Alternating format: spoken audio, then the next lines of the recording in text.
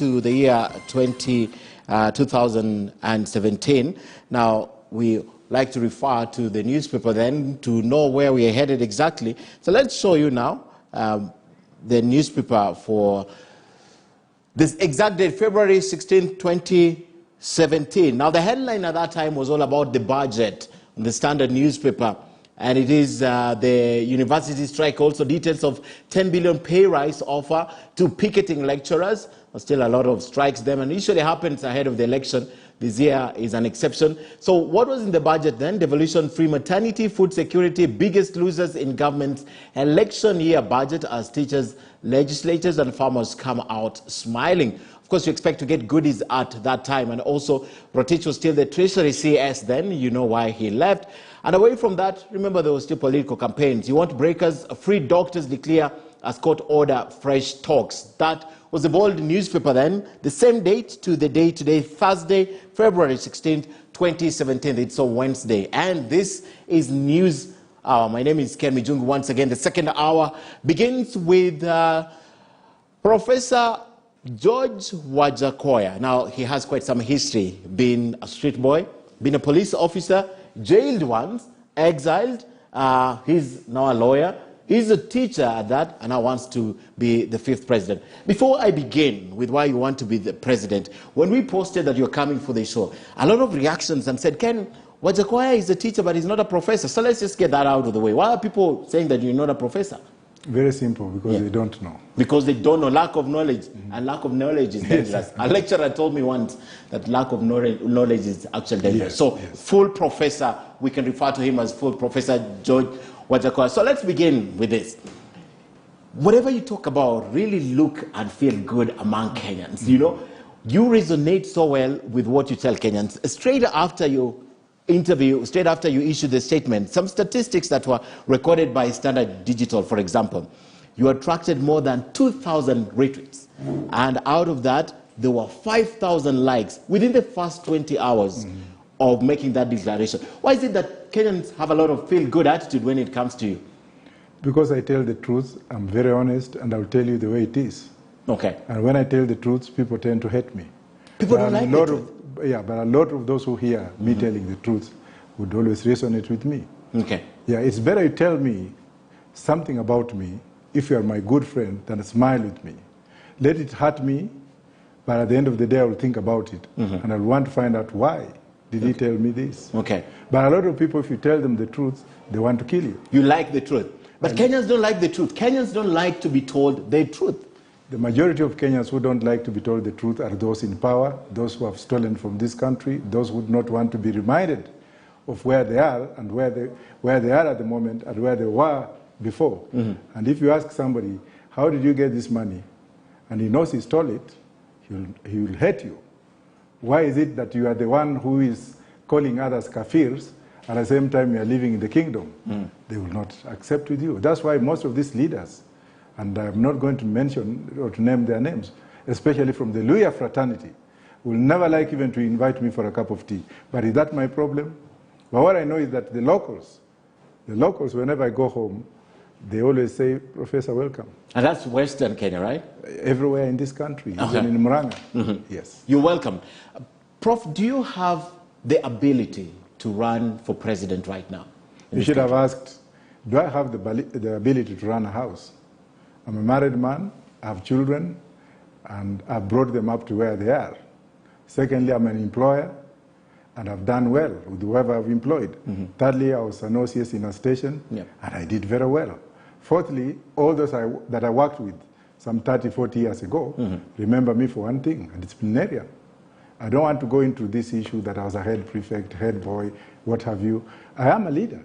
I've led, I was elected to be a student of African Affairs in one of the best universities in the world, University of London School of Oriental and African Studies, in those old days. And that's when Mandela came in, when Nyerere came in, when I invited Dr. Liki, the late Dr. Liki, when I invited Koigi Wamwere, when I invited the late Dennis Akumu, when I invited the late Professor Wangari Maathai, they all came. Okay. So that was leadership started with you. Not now. You started being a leader kitambo sana. In my mother's stomach. She said, Is that leading in your mom's stomach? Very interesting indeed. So the reason why I'm asking if you can be president right now, demystify for me this notion that we have two horses.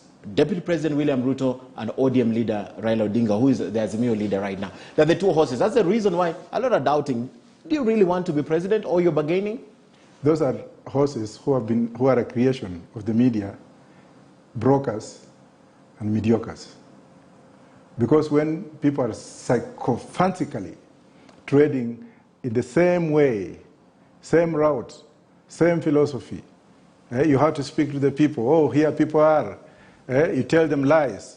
You bribe them to come and sing for you. And at the same time, you bribe them to come and vote for you, and so that you can steal with them. Vicious circle of poverty, ignorance, foolishness, idiocracy. Then where are we now for the last 50 years? Same cycle. Every election is that we need a change. And Kenyans, it's your time to change for somebody you do not know. Maybe you'll get a fair play. Why should Kenyans listen to you? They're listening now. You've just said. Why should they listen to you? Because I tell the truth. Is it about the truth? Yes. I think it's about the alternatives you're offering. Leave alone alternative. I could offer alternatives, but I'm a snake in blue grass. I'm telling them the truth because that's what I'm going to do, given the opportunity. And they know that for the last 10 years I've been consistent with the truth in the media. Sometimes I've been jacked out of media houses because of telling the truth. Sometimes I've stepped on wrong toes, but I've kept on this way. It's just like when I was invited in Citizen, I was like, really? They kicked me out and now they're inviting me. Is it real? Shall I reach there and they tell me go back? I said, come on. Let me go. When they kick me out, it's fine. But it turned out to be a blessing. Things change, systems change, but truth remains. You are radical in the way you speak. I'm not radical. People say I am. But what do you think? If only they knew that I tell the truth. Because if you tell the truth, you are classified and disclassified. People will say, oh, he's a show-off, he's a radical, he's a mediocre. You get all kinds of names. Just like the way Jesus got so many names when he was there. Muhammad got all the names. Jomo Kenyatta, when he was there, he got names. Raila Odinga got all the names in those old days. I mean, I'm not the first one to get those names, but I'll stick by what I believe in. Do you think what you speak about and how you speak about them is very radical?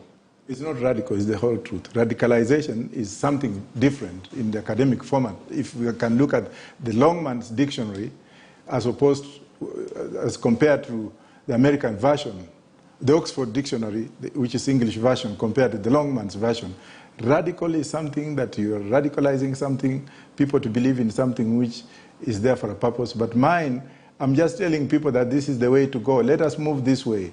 Look at me, maybe believe in me, I might bring this change. Because for the last 50 years, what has changed? You don't think what you tell people and how you say it is supposed to prey on their weak points and cohere with them? No. I'll give you an example. When you speak about legalizing marijuana in the country, you know it's illegal. You know, there's so many, according to Nakada, there's so many bhang users, and there's so many people who have suffered because of bhang. Yet the way you say it is, you know, I would do this. How easy is it for you to change that law and allow the country to sell bhang without the reason that you're stating? How do you intend to do that? Are you intending to work with Parliament? How do you intend as a president? First of all, let me just tell you this.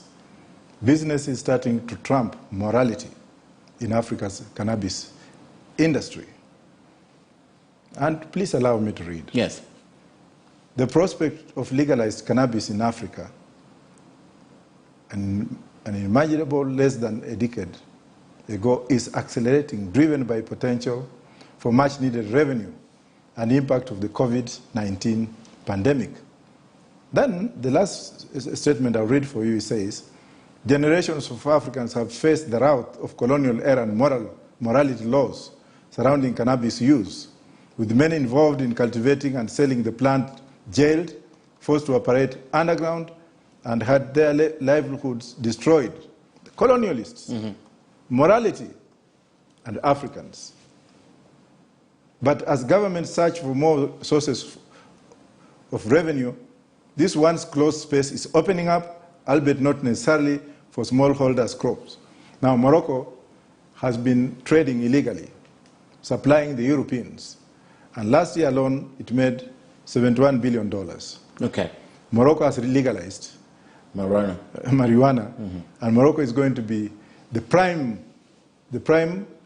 state in terms of economic development in Africa. And for your information, 10 African countries have already legalized marijuana, starting from Eswatini, Lesotho, South Africa, Zimbabwe, Uganda, and so forth. And if you go by what is here, it says Africa's legal marijuana industry could be worth much as 7.1 billion by the year 2023. Now, why should Kenya be left behind? Why can't we plant this plant and then come out of this issue of borrowing and then emancipate our children and people from poverty for industrial purposes, for medicinal purposes, and for export purposes? Because there are a lot of good things that come out of this plant. I have never smoked, but I intend to smoke that day when I'm elected as president. As soon as I'm sworn in, I will smoke the first joint. Have you spoken to your doctor about this? I've never smoked. Forget about the economic side of this. No, about the health side of it. I've never smoked, but I will smoke on that day, and I will invite everyone in State House to come and smoke so that we can see, we can purify that State House and purify KICC and go to Parliament and then purify it from these dangerous criminals who have been looting this country to some extent. You want a smoking nation. That's what you're calling for. Well, that would be the purification side of it. A smoking nation? Not a smoking nation. I'm saying I'm going to celebrate because we are going to make money out of it. Celebrate by smoking? Yes, definitely. How many people are smoking behind the doors? How many people smoke underground? Even today when you leave here and you go to the police station, how many people have been arrested with petty crime, being found in the joint? How many people are rotting in jail? How many families have been destroyed for something that is God-given, for something that could actually bring this country out of China and make this country a superpower and make the Chinese liable for what they're doing to Africa? Let's look at the bigger picture. Let's not look at this. And our political cronies always come up with ideas to hoodwink the market, hoodwink Kenyans. Don't do this. Nicotine, by Stephen Morris, the largest manufacturer of cigarettes, have been fined billions of dollars in the US. And at the same time, they have been forced to advertise, to actually tell the world about the dangers of tobacco. Yeah. In that if you go and buy a cigarette today, you look at it, it will tell you, smoke me, but you'll die if you smoke me too much. Have you ever had somebody dying of marijuana? The smoking aspect. Have you had a pregnant woman who has pain in her body, smoking to relieve pain, getting miscarriage? Have you ever had a driver being taken to court because of traffic offenses as a result of marijuana? Go to Holland. Go to New York today. Go to New York and you'll find designated areas where employers now are obligated to allow employees to go and have a puff. A bhang or cigarette? You call it bhang, I call it marijuana. Let me give it a better name, to make it a better, nice somehow. Because what is this colonial mentality that we have, which has been manifested by Christians, saying that believe in this, don't believe in this? The perfume that was used on Jesus Christ by the so-called reanimation of a woman who was suffering, who was looking for alms, who has been subscribed as a prostitute. And I don't like calling somebody a prostitute. Women are wonderful. They are born to carry life. If you label them to be prostitute, you are offending me because my mother is also a woman. This woman came and had the best, most expensive perfume, and she perfumed Jesus with it. Did he complain? Yet it was made out of opium. If you look at the Old Testament, the prophets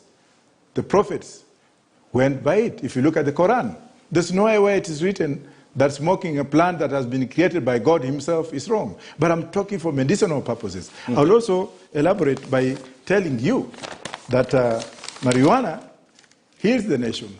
You have a lot of commissions here.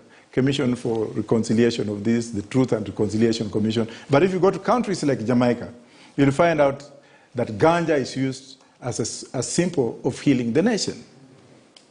Let us not get carried away with the smoking aspect part of it. Let us look into the economic advantages aspect part of it. And let's say that hemp is used to make a variety of commercial and industrial products. This includes ropes, the ones used by the army, and of course, people will not want to tell us, because if it's for the army and it's from the US, that's okay. But if Kenyans touch on it, or Africans touch on it, that's evil. Koth Ogendo, the former professor who died, would wake up today, and I'm sure he also taught you, have read Ogendo. Yeah. Ogendo was a specialist on issues of repugnancy clauses, which were actually imputed by colonialists, that what was African was alien, and therefore it was not for good purposes of morality, because it was repugnant. Yet the white man himself, when he goes to his country, he legalizes things like homosexuality, and then forces Africans to adapt that with aid on it. When will you wake up? Now, besides insulation, bioplastics, and biofuel, hemp can be a natural solution for soil replenishing and decontamination. Okay, okay. You've made your case for bhang. Now make a case for how you intend to do this. Yes. As a president, as the next president of Kenya. All I need is to ask Kenyans who are watching me to come out in large numbers and give me candidates for the Roots Party. Many of them who believe in what I'm saying should actually come and enroll, so that we have more numbers of members of parliament and MCAs to pass legislation and legalize it. And legalize this. I'll come back to that, but I want to take you back to a question that I asked you earlier.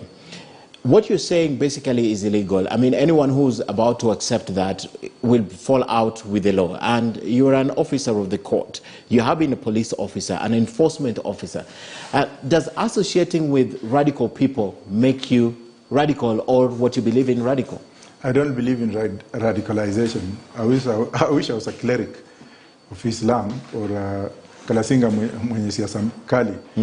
I don't believe in radicalism. I believe in the truth. And I believe in telling the people that Kenya has borrowed so much every day, and from China. And China has given us a piece of metal from Mombasa to Naivasha, which has put Kenyans out of business. Transporters are out of business. And a lot of debt. And a lot of debt. Kenya is borrowing 2 billion every day. And yet you hear people coming us and telling us, oh, we shall go the wheelbarrow way. Where are you going to get that money? Others are telling us that we shall need to give the disabled 6,000 every day. Where are they going to get that money? If that money is borrowed, and we are subject to paying back that money with interest, does it mean that we are going to make this country into a borrowing state as it is now? We have to do something. And this is the time, and the only way we can do it is by vote. In West Africa, it could have been by gun. In some other countries, it could have been by earthquake. And God has done it so wrong, and I blame God today for bringing COVID and not directing it to the right place, so that we can clean up people who have messed up in this country. Those are the reasons, that is part of the reason why a lot of people who listen to you think that your ideas can potentially polarize. It's not polarizing. When did the truth polarize the world? Jesus spoke the truth until he was hanged, right or wrong? Have you done a study, being a scholar, on the effects first on the number of people, number of youth and grown-ups and everyone who perhaps consume this product? And have you looked at, for example, the site of Nakada on the effects of this drug? And how do you balance off the economic interests of the country versus what you want and what it will take to get you elected as president? If anything is controlled by legislation, there's nothing wrong with it. Holland controlled this by legislation. And the United States is also, most of the states in the US are actually legalizing marijuana. In UK, it's being legalized indirectly. So what is Kenya now coming up with this euphoria of saying that, oh, because of Nakada? What is Nakada? Those are rules made to, those are punitive rules that have been made to contain people. And remember this, some of these legislations you see are arm-twisted by the West. Okay. Do this so that multinational corporations can come and inspire and prosper in where we were supposed to prosper. Now, do you want to tell me that when the US or some states in the US are legalizing marijuana for medical and commercial purposes, there is some kind of radicalization? Recreational purposes. Yes, sure. Now, if the US and the so-called superpowers have come to do that, and then yet in Africa they are telling Africans that don't do it, because if you do it, it's harmful to you, then these are double standards. The multinational corporations are opening up the markets in the US and European countries, at the expense of Africans. They want to do it their way so that they can keep on harvesting what we have to create reliance and dependency ratio. That's what I'm trying to say no. That's why I'm trying to say no. Let us have our own mindset, to think on our own, to come out with issues that are actually affecting us and finding out the solution, instead of waiting for me to become the president as usual and then relying on dependency ratio, relying on aid, being twisted left, right, and center, going to the IMF or Bretton Woods institutions and being pegged with the conditions. You take this, we give you this. Africa should link and delink completely. Can they survive on their own? Yes, we can survive. Africa can survive. Yes, all right, we can. I want to end this because we've belabored it, but I want to read a document produced by Nakada so that you respond to this, because it's important that the young people watching also understand. So I'll just pick a section of myths that Nakada is trying to talk about. So one of the myths, he says it's medicinal. So Nakada says it's the plant has not been approved for medicine purposes. It's important to remember that it has side effects. For example, it can harm the lungs, weaken judgment, and affect the memory until the substance is proved safe or proven safe and effective to treat given diseases. It cannot be considered as medicinal. That's one. The second one is cannabis is not as harmful as cigarettes. It's natural and comes from a plant. This is a myth they tend to also dispel. They say cigarettes are made out of tobacco, which is also a plant. They hardly make it safe. Both contain cancer-causing chemicals. Smoking, anything is not good for the lungs. I want you to react to that as we move on. What is Nakada? Is it not a Kenyan domestic thing which has been constituted by acts of parliament? Come on, let us come out of this and have some common sense. Something which has been written for purposes that we don't know. Come on. Let us look at the international sphere in terms of economic development. Let's not come out of these punitive laws that are being written for purposes of whoever has the interest in them. For your information, if you didn't know, prisons are also becoming privatized and being logged on the stock exchange, stock market in New York, because it has become a business. So if multinational corporations come up behind this kind of legislation so that they can prosper, they can have their pharmaceutical industry to prosper so that people can be tuned into medication. That is wrong. If I was the president, I'll throw this thing out. I'll disband it. I will disband it because there is no scientific evidence to prove. People have been living for a very long time in this before colonialists came. Those who are using it for medicinal purposes, but modernly today, that's what I'm looking at. Okay. What is happening today is why are countries like Uganda legalizing marijuana? Why has Rwanda legalized marijuana? Why has South Africa legalized marijuana? Why is Morocco now getting on top of the market in Africa while you are sitting here because somebody somewhere in parliament decided because he's a Christian, he goes to church every day, he's an MP, he wants to do something or to pass legislation. These are kind of legislation that I'll throw in the bin. Once you become the president? Yes. Okay. All right, let's move away from that right now. It's a pet subject that I've seen a lot of Kenyans react to. Now, you've also pledging to create 8 positions for the Prime Minister. For 8 positions for the chief ministers. Chief ministers? Yes, not prime ministers. Chief ministers under the Prime Minister. Chief ministers answerable to the president. The president. Or, if it will change, answerable to the Prime Minister. Let's look at India. Yes. Narendra Modi, the current Prime Minister of India, was a chief minister of a state in India. And he started that way. But let me come to this. What I mean by that is, the kind of devolution we have is not enough, and I will have to ask for Kenyans to review, to look into it, because I will suspend the constitution for 6 months. I'll talk about that. But, yes. But that's what I'm coming to. So where we have a federal state, and you have 8 regions, and counties work within the states, like for example, Rift Valley becomes a state within a federal state, and counties within Rift Valley are answerable to the state under the chief minister of that particular state, then that means that whatever revenues that will be located in the state, it's the state parliament that will chart their way forward. This way, devolution will be taking place from the source.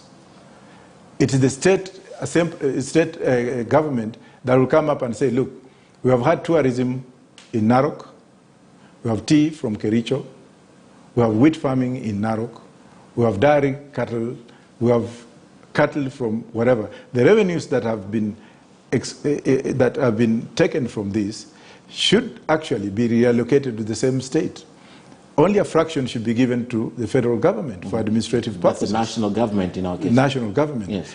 As opposed to where the national government takes everything and gives something little. Decides what to give. Yes. Why can't we have people go back to, have money go back to the people who contribute that money in terms of taxes?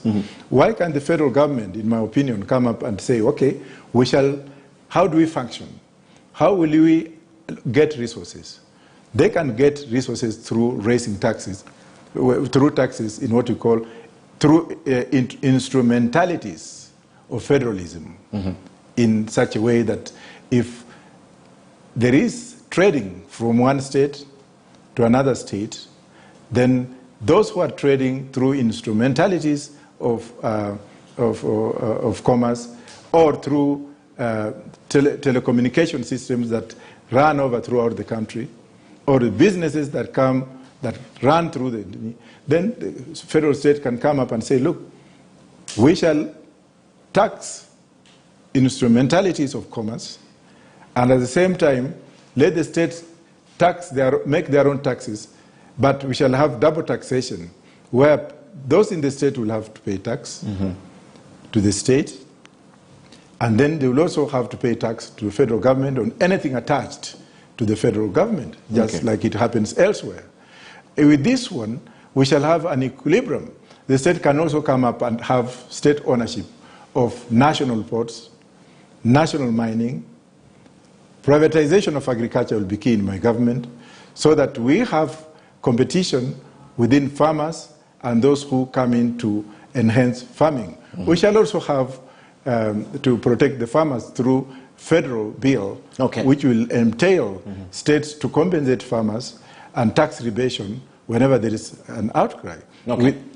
Okay, I want to take you. So your proposal for the chief ministers in the region, is this an equivalent of the provincial commissioners or the old or regional commissioners of the new age? Well, we shall throw questions to the Kenyans. Do they want chief minister or do they want a governor? In the state? Are you proposing that if you become president, you review the constitution? Because you're changing how the country is divided. Are you proposing that? Well, the constitution that we have today does not serve its purpose. It has made President Kenyatta's work very, very difficult. It has also been, it has become a product of corruption.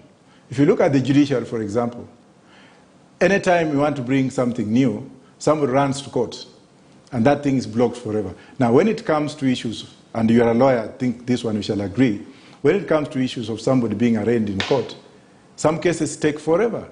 Now, I'll give you the chicken gate case, for example. Those who are involved in that scandal in the UK were taken to court, they were tried, due process took place, and they were jailed, and they served their sentence, and they came out of that. Their counterparts in Kenya are still in court, adjournment. Anything the president does, for example, somebody runs to court. Any bill from parliament, of course, it's a right in terms of the constitutional democracy. There is something wrong with our court system that they need cleansing. And if the issue that I want Kenyans to decide is, do you want us to continue with this kind of judiciary, or how do you want us to go about it? Judiciary has also brought this country to its knees because of corruption and reasons known to them. Some of these judges are really very, very corrupt. You can see some of the commissions that come in and expound, judges who have been found to have done what have you, make applications to the Judicial Service Commission, or go to the High Court to make it. So it stinks, let me put it that way. But I'm not saying that not all lawyers are bad. I'm just talking of the judiciary. Something is wrong in the judiciary. Having been an officer of the court for a while, definitely you'll say that with some authority. So at the end of the day, what you're talking about is, again, taking it back to the people to ask them, do you want to continue with this constitution or not? Would that be number one priority? And if it would be number one priority, what do you think of what was being proposed in the BBI? BBI is a thing of the past. It's actually it stinks. You know how it stinks? Because it puts the Kenyan minds on 2022. I'm looking at 2090. Okay. I'm looking at technology or how Kenyan scientists can go to the moon and bring milk from there. I'm looking at children, our children looking at technology as a source of inspiration. Some people are taking us to sharing of power, 2022, looking at it and domiciling themselves at that particular point. Of what interest will it be when it comes to them saying that we shall have super governors, we shall have those who have lost the election, will have to share the government. It's all about ubinafsi.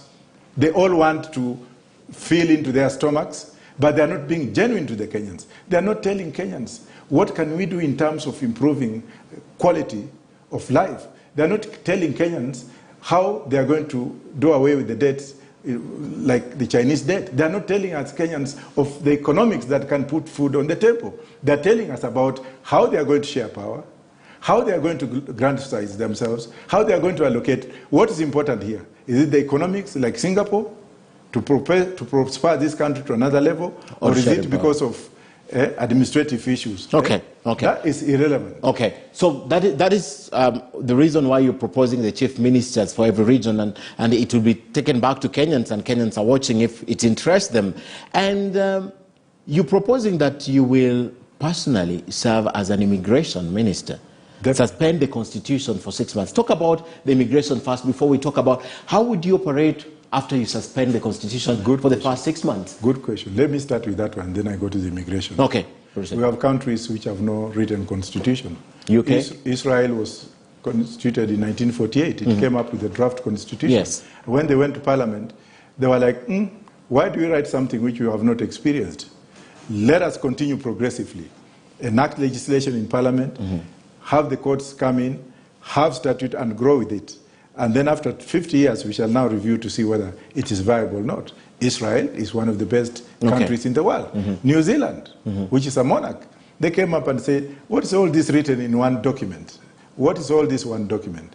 If the British went to Kenya and gave them a document and they refused to have that one document, what was the essence of this? You can understand that. You go to Canada, for example. Canada also doesn't have a written constitution. It actually thrives on uncodified and codified, but then the court system, the parliament, and the people decide what to do on day-to-day basis. Going now to UK, where I'm very familiar. Yes, and I was interested because they set the stage for us as the colonial masters. Yes. Yes. And they refused to have a written constitution. Did they refuse to have a written constitution? The people refused. The people refused to have a written constitution? Yes, because they had gone through this kind of myopic for a very long time before the Magna Carta Treaty in 1649. So when they were constituted, they were angry. They didn't want rulers. They didn't want barons. They didn't want exploiters like we have in this country. What they wanted was, what do we do to chart a way forward as commoners? And that's why you have the House of Commons. Why is it called the House of Commons? Because the people who went in that place did not want to be bound by a piece of paper. That's why they dictated to the Queen or to the King what they wanted. One, they wanted to be governed under their own, and they curtailed off the Queen's powers, and they went through the prerogatives, conventions, statutes, presidents. And that's why you see, like in the UK today, you cannot just wake up and go to Parliament and say, we are making this law. Before people discussing in town hall meetings, before public participation. Yes, happy participation. Yes. Before people go to the local authorities, and before everybody comes in. And when they find out that it's really absurd, either way, the minister can go to review, to have the courts review it under judicial review, the O'Reilly and Markman, as you know, Order 53, or the people can go to court, and the judges are very lenient. They will say, well, what the people want is what we shall do.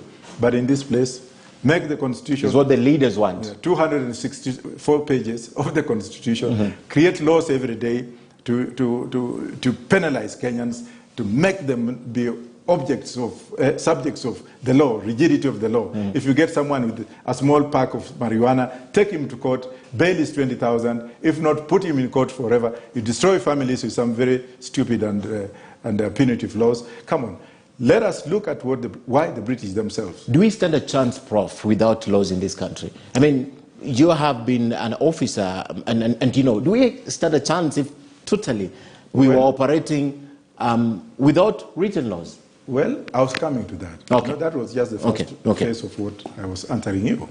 The second phase was like, how do you operate without a constitution? Yes. Must it be written? When I have parliament like Israel... How would we refer to it? Yeah, let me say this. When I have parliament like in Israel, and I tell parliament, and that's why I need lots of MPs, youth especially, young people, wherever you are, come and vote for this man, so that we can actually have our rights to be recognized. When you have parliament, and you ask Kenyans, like I will do, that we have this constitution, we are suspending it for 6 months, we want you to relook at it again. Pick what you want and remove what you don't want. But if you want us to extend the period from 6 months to even 3 years, we shall be doing so. But meanwhile, we shall be working under parliament, just like those countries that do not have constitution. What is wrong with it? So if need arises, we go back to parliament? Yes. Through the cabinet? Yes. Okay, okay. So we stand a chance? Not we stand a chance. When I'm the president, we are okay. Imagine Nairobi city without police officers for a day. I'm not saying that there will be no police officers. I'm talking of the constitution, that piece of paper, 64 pages. And I'm talking about enforcement of laws. Yeah, I'm talking of the laws that will be made by parliament or those that are in parliament currently on the Police Act. We shall not dissolve. Do you suspend the statute? We shall not suspend the statute. The statute stay? The statute will stay. Without a Grundnorm?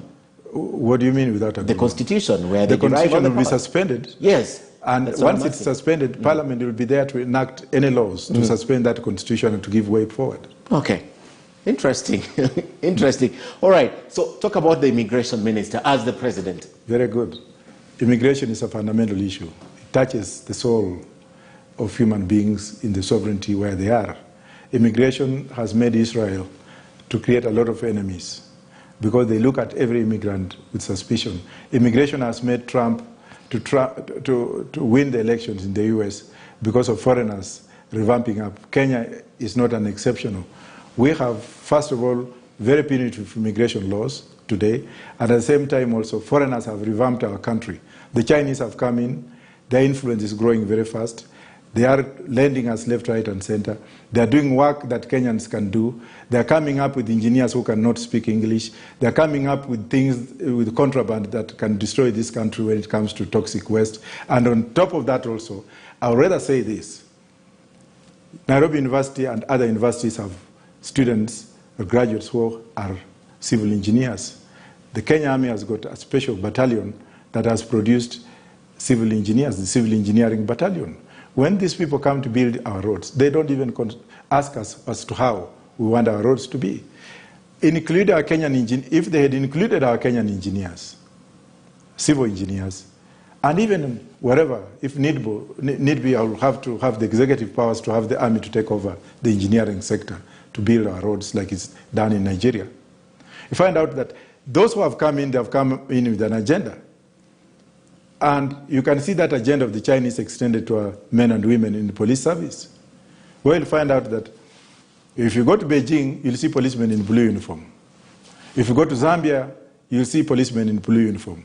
If you go to Mozambique, you'll see policemen in blue uniform. Where Chinese influence has been, you can see the influence there. In Zambia, they have taken away the ports. In Zambia, they are now having a newspaper written in Mandarin to introduce their what have you. But now in Kenya, somebody goes to China, if you call it radicalism, so it be, but this is the truth, comes up and says, when he's making a press conference, that from today, we are also going to have Mandarin to be taught in schools. Did they ask people? If they want Mandarin to be taught in schools. Why did you skip Uganda, where they took over the airport? Well, I was also coming to Uganda, but and even Sri Lanka and Mozambique. Now, what informed this person, the minister, to come in and start exposing whatever he was exposing by actually looking at the Kenyan police as a minimum? And at times he would say that now police pia hawatavaa uniform ambayo iko na mifuko. Come on, did you ask police officers to participate in what they wanted to be designed as? Okay. What does the Constitution say about popular participation? Who are the stakeholders here? Did you ask citizens of this country as to whether the police would wear that kind of uniform? But the police are a total different people from civilians. They are civilians. Yes. They are a service to the nation. Yes. They are not within the defense forces. So they're like us? They are civil servants. Okay.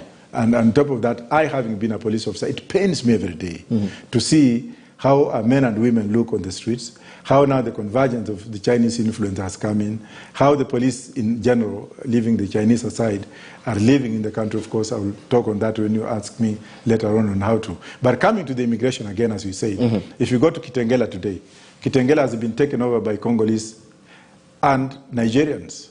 It has become an issue to the people of Kitengela, the Kenyans in Kitengela, who do businesses that they are bound to do has been taken off by foreigners who are not regulated. The majority of them do not have papers. And in the spirit of Africanization, and AU, of course, being an African, obviously, I would like us to have Africa as a nation, but I will want legitimacy stamped into it so that if an African is coming here from Uganda or what have you, within East Africa or Quebec or what have you, they should have papers. Show me papers, I leave you alone. Don't show me papers, I take you to prison. Okay. Kenya has just become a wasteful. But one thing that really intrigues me is the formula. When foreigners come here to apply for Class D work permit or for Class G work permit, the penalties are very high. You have to pay 10 million if it's Class G for you to open a business. That is okay. But what is intriguing is to those who are legally here, and they want now to vary their status to citizenship. I'm dealing with the cases of where people who applied for citizenship 8 years ago are still waiting. There are no timelines, there are no guidelines, there is no morality in that. Nyayo House, and I have to thank Muteshi and people like Mrs. Lamba, who have brought sanity in that house. Previously, it was a den of corruption. People go in, get stamps and get out. And I have to thank Matiang'i to an extent when he came up the other day, last year I think, or the year before, and said, look, we have so many workers here, ghost workers and work permits, and we need now to relook into it and see how many people here have got work permits that are genuine and what have you. And he did a good job. But did he do a good job to those who have applied to vary their status? Not yet. No. What about the Asians? Asians who are born here and they were not registered, or their parents did not register them. What about Somalis of Kenyan origin?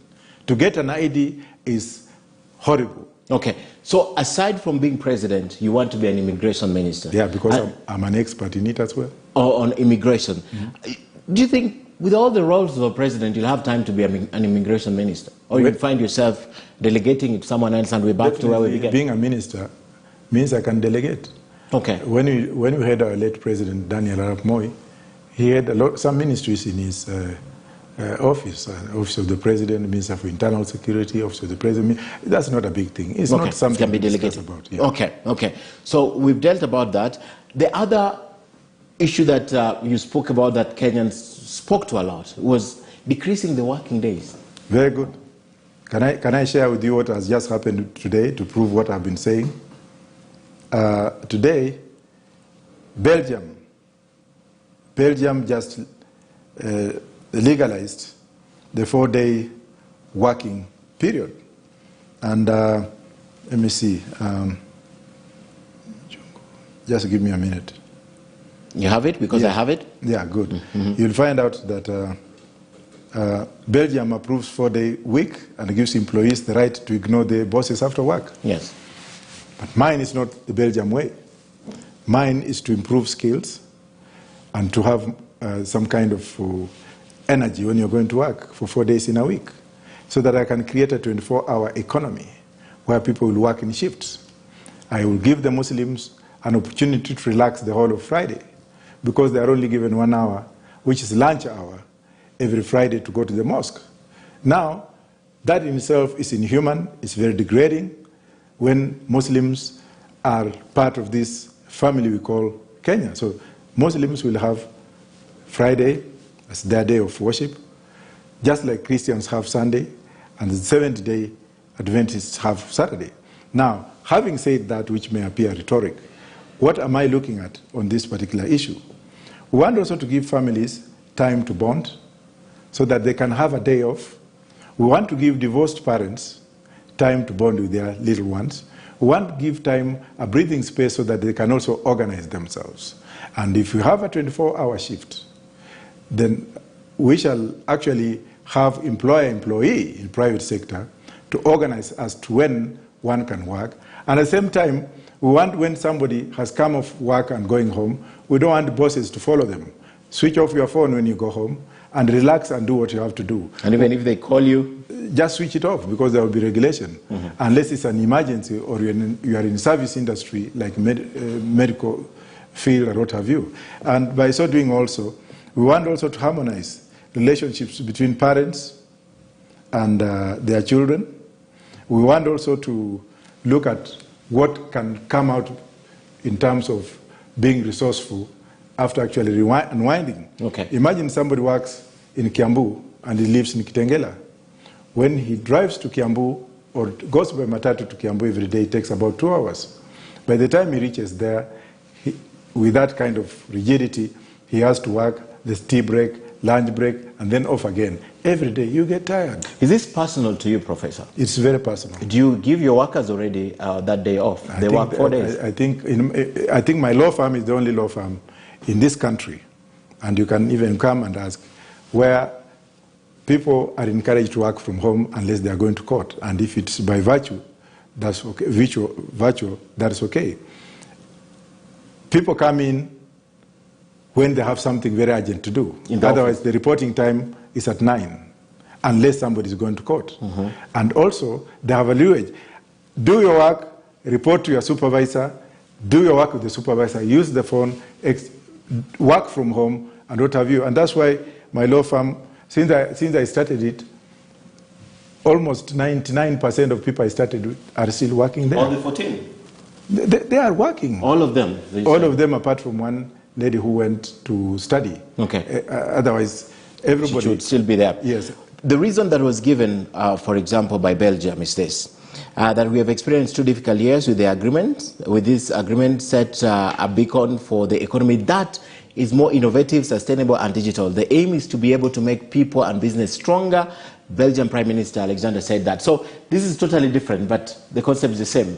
Right? It's the same, because that's why I don't do things because others are doing. You do it your way. Yes, that's why I'm looking at Muslims and say, hey, my brothers, you need to rest. Inshallah, you need a rest. And wherever they are, you can even do a referendum and they will tell you that what the professor is saying is okay. So basically, the voting bloc has something from you. Yes. That is what you're doing. Not that what I'm doing. This is the opportunity I've been waiting for to tell Kenyans what is right. Don't you think you're preying on the weaknesses, the things they need most in order to get voted? You are just another politician. No, I'm not a politician. I'm just a truthful man. But if you tell me as a Muslim that I need to rest on Friday, that's what I want, and you tell it to me. No, well, the best thing we can do is common sense and logic are 2 things. If somebody is worshiping for 1 hour on Friday, and he's supposed to go for lunch at that particular hour, is he going to worship, and then after that he comes to office at 2, empty-handed? And when you tell the youth who want to indulge that vote for me and I'll make sure that you can smoke publicly marijuana. No, I did not say that. What I said is marijuana, whether I get elected or not, Africa is waking up, the world is economically waking up. Let us go to the fastest space, fast track ourselves into economics so that we don't actually live on borrowing. I did not say that go and smoke and then borrow and borrow. I'm telling people, come on, let us grow this plant, sell it, pay off the Chinese debt, tell them to go, and then manage our own economy. Okay, when you tell parents and the average voters that you'll have more time with your families and to operate, do you think you're preying on what they want? I'm not preying on them, but I'm just telling them reality. That's exactly what I would want to have, to bond with my children. I don't need to be going to work in the morning, then from there, of course I don't drink, but I see it for working. Then somebody have to pass in Cedars on Lenana Road, drink up to 10, go home, sleep, kids are asleep, kids wake up to go to school in the morning, you don't see them, and it goes on and on like that. Come on, let's have a day where somebody can bond. I'm not trying to say that this is what people should do to vote for me, but I'm just telling you the reality because nobody's telling you what I'm telling you. Okay. Because perhaps, don't you think they are more realistic that we have to build this country, we have to work 5 days? Don't you think it's more realistic that we have to keep the community healthy, so you can't do this? Don't you think it's more realistic? In a 24 working economy, look at the Arabs. They have oil. If you go to Arab, people are sleeping during the day and waking up in the morning. It's because of the weather. Not because of the weather. Yeah. It's because they have money, they are rich. That's why most Kenyans are going to work in the Middle East, Most Europeans are going to work in the Middle East because they have oil. Okay. Now, what difference will it make if we have ganja, which is green gold, and you have money like they have? Okay. Are we going to be working like pundas? There's a group of people that would really like to hear what you have to say about them. You served in the force. You understand the police better than I do. And these are people that over time, all the reforms that have been set, we don't see them still happy. And you spoke about the police. What would you tell them? Because that's another community. What if they listen to you, who served, who was right at the top, how would you make their life a little bit more easy? Let me address fellow countrymen, men in uniform, men and women in uniform, that I have seen. And please, Tom Mujungu, go to Central Police Station tomorrow morning. Look at the police houses and see the grass growing on top. Yet the offices are painted. You can think you are in heaven. And you come up and say, that's number one. Number two, the remuneration of the police. Right now, police are told you can go and live in estates. Go and live in a state at your own expense. What's 15,000 rent for a police officer in Nairobi? And out of that, you're not being given traveling allowance. Your salary is meager. You live in Kawangware. You live in servant quarter like that police officer, the sergeant who was killed in Ruto's, wherever. The one who was working with Ruto, the one who was murdered somewhere here. He was murdered. Yeah, he was murdered in a servant quarter. A whole sergeant. In Britain, if you compare a whole sergeant and a sergeant in Kenya, you'll be like, what is going on? The police have to be paid, have to be remunerated. When they go to Kenya Police College or Embakasi AP Training College or the GSU Training College, what I want them to come out with are three things. Number one, 3-in-1 training, which I'll explain later on. Number two, equity to buy their houses to settle their families before they serve the nation, because they're obligated to serve everywhere in the country. Or if they don't buy houses to settle their families at interest-free, then they should actually buy farms to settle their families, so that their families can be like any other family. Instead of like posting a police officer in Elwak police station with hardship area, where his family cannot survive, and leaving the family at home, that breaks up the family. Number two, I would also like to come up with a special curriculum to encourage police officers to go to school. And let me take this opportunity and applaud Mr. Mbugua, who was the former commandant of the administration police, former governor of Nakuru County, that if I take over and he's still alive and still willing, I think I'll give him that job of Inspector General of Police, or I'll have him to come and advise me. Because during his tenure, the administration police became the best in Africa. Okay. If you go to UN, United Nations headquarters in New York, you see a huge picture of police officers helping road users by putting stones in potholes, carrying small kids, and doing what have you. Mbugua was the first one to enlighten the police officers from the mentality of being the chief's people. I mean, I'm talking of the AP, to real police officers. Okay. Encourage them to go to school, and we have more than 11 PhDs in administration of the police. Okay. Now, okay. Have I? All right. Yeah. I'll give you. Yeah. Yeah. So remuneration of the police, giving police graduates the salary equivalent to what others are earning in other sectors, bearing in mind that they are also paying student loans. Rather than getting a police graduate, taking him to the police as a police constable, which is not wrong, and then paying him the salary of a constable, when he's paying back the loans, that is inhuman, is degrading, is absurd, is abnormal, is impunity, is stupid. Okay. We have to end the show in the next few minutes. I'd like to play the video of the week. Once you play the video of the week, I'll come back and talk to you, because this is something that Kenyans also want to know from you. How do you intend to fight corruption and the corrupt in the country? So let's take a look at the video of the week. When we come back, we'll talk about corruption briefly.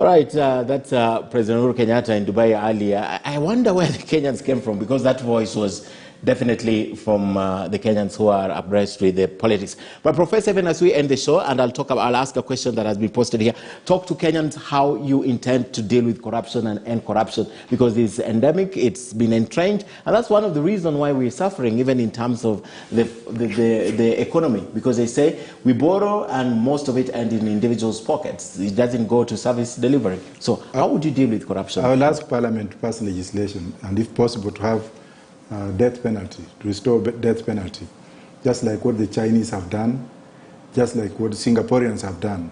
And if found guilty, you'll be fired. Death penalty is the only way. For the first 5 years of my term as president, I think some of these people should experience where they are put, the hardships they have put Kenyans into, by looting the country without caring, by doing what they are doing. If you do that in China, there's no any other option. If you do that in Singapore, there's no any other option. We shall restore death penalty. Death penalty. And I'll say it 3 times. Death penalty. How much do you believe in what you're saying? Have you, as a lawyer, haven't you been in court to represent someone who's been accused of corruption? This is a different thing. I've not represented anyone who is accused of corruption. And look at my cases. I don't think whether I want to. Okay. Even though the Kabrang rules say that you can represent everyone. But I have a right to choose on what to do. You are a lawyer, you know that. Somebody who's been stealing left, right, and center. Of course, some MPs have always been arguing with me, have you found him guilty or what have you? We have had how many commissions? And whenever the president comes up and says that we need to clean the house, we need people to tell us how they acquired wealth, you see people coming up with whistling. Oh, he's targeting our tribe, he's doing what? Fire 2, 3 of these guys, kill them. If they are found guilty, firing like they do in Philippines. I mean, Muslims have the Sharia law. They cut off their hands. Are they wrong? Tit for tat. Steal from Kenyans, die. I'll go back to where I started as we end the show. Don't you think your ideas are radical? Well, it's you who is telling me. Shoot them. I mean, kill them. Well, what do we do to eradicate corruption? We take you to court, and if you are found guilty, appeal. When you have appealed, die. Saudi Arabia, they are doing it. In Russia, they are also doing it. What's wrong with restoring that to have sanity? In West Africa, for example, some governments were removed by the bullet. And that's why you see sanity in Ghana. That's why you see sanity in some parts of West African countries. I'm not trying that. It pains me to speak that way, because I'm a Kenyan, and I see Kenyans suffering. Kenya, which was a country which was the bread and butter of Africa in them old days, lending Singapore money, lending Malaysian money, now becoming a Papua state. I have to end the show, but probably my bosses will not like this, but I'd like to give you 1 minute to convince that Kenyan why you are the one, you are the fifth, as we end the show. I cannot. Because it's giving a platform to say. Yes. What would you tell them? I would rather tell you this. It's not that I must be your president if you don't like it. But if you feel that what I'm saying is making any sense, to change you, to be a good person, to live well, to have money in your pocket, the best way to do is what I've said. But if you feel like I'm radical, I'm this and that, it's up to you. Okay. Thank you. At the end of the day, they make the decision. Yes. Before the question I wanted to ask you, I've just seen it pop again. If you were to run for president, you cannot run as a lone ranger. Kenyans, now you can't run as a lone ranger and win the election. Which coalition would you work with? Who would you work with? Or are you going as a lone ranger? That's what you're telling the Kenyans. I'm not going to be those people who are against the ideas that I'm saying. There's the mere people and the root of people. These are the same people who have been changing colors every time. Why would you mix me with them? Maybe after the election we can think. But right now, I'm on my own. On your own? On those who support, they can only support through the ballot. Okay. We need a clean Kenya, not a tainted Kenya. Okay. And lastly, for you to run for president, you must have either or both. You must have money or the people. Which one do you have, or do you have both? I can't answer that one. Why? You must have the money or the people. Do you have the people? I cannot answer that one. Do you have the money? I cannot answer that one. Okay. A good place, Prof, to end the show. Thank you so much, Professor George Wajackoyah, for coming tonight and speaking to us your mind. And Kenyans are loving you speaking your mind. All the best as we head into the election. I'm looking forward. You're just one of the candidates among the so many, but it's good you're saying you're going it alone. So Kenyans will choose. It's the decision, right? Yes. Thank you, Prof, for coming, and thank you for watching. On behalf of the whole crew, my co-anchor tonight was Brenda Seda, and of course, Damien Evans on sign language, and the whole team right here. Have a good night. God bless. Let's do this again next week, same place, same time, another great guest. Thank you for coming, and thank you for watching. Have a good night.